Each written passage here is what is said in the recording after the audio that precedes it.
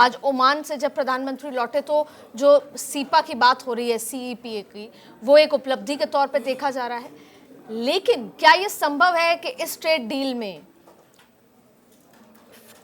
जो एफटीए का जिक्र आता है कि फ्री ट्रेड एग्रीमेंट हो जाएगा अमेरिका के साथ, या 25% टैरिफ लगेगा, या टैरिफ में कुछ कटौती आएगी, या पूरी तरीके से टैरिफ रिवोक हो जाएगा?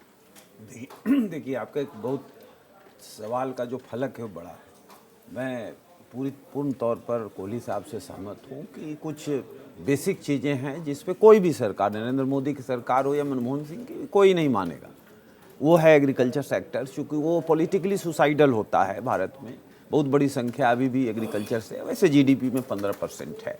लेकिन आप एक डेटा मैं आपके संज्ञान में डाल रहा हूँ कि 1 अप्रैल 2025 से 30 नवंबर 2025 के बीच में अमेरिका के साथ हमारा $97 बिलियन का ट्रेड हुआ। अभी डेटा आया है 2 दिन पहले।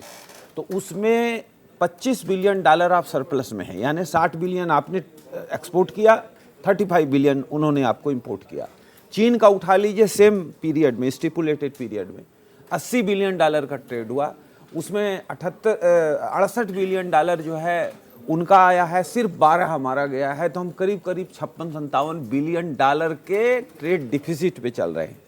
तो कहने का मतलब ये है कि पॉलिटिक्स में बहुत चीजें, कहने का कि भारत की मजबूरी है अभी ये डील हो जाए जल्द से जल्द। भारत की मजबूरी कुछ हद तक है और अमेरिका की भी है। देखिए, दोनों तरफ से होता है। कौटिल्य ने कहा कि विदेश नीति एक तरफ से नहीं होती, दोनों तरफ से होती है। अब जेनरिक दवाइयों का ले लीजिए और 25 तरह की चीजें जो अमेरिका के बाजार में बहुत महंगा हो चुका है और लोगों को प्रॉब्लम हो रहे हैं।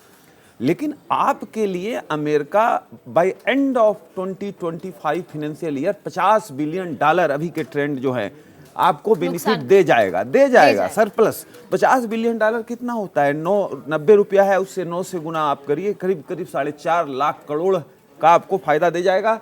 और चीन जो है वो 6 लाख करोड़ आपके बाजार से निकाल ले जाएगा।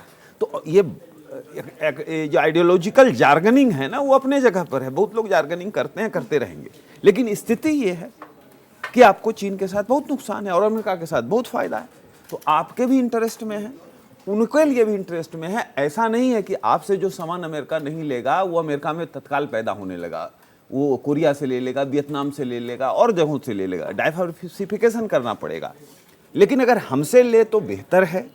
एक पक्ष ये है, देखिए, मैं बहुत ही क्लियरली मानता हूं कि ये जो ट्रेड का प्रॉब्लम है, ये ट्रंप की जो पीस वाली एक फार्मूला थी जिसको हमने बार बार रिजेक्ट किया, उससे पर्सनल ईगो के कारण है। हाँ, ये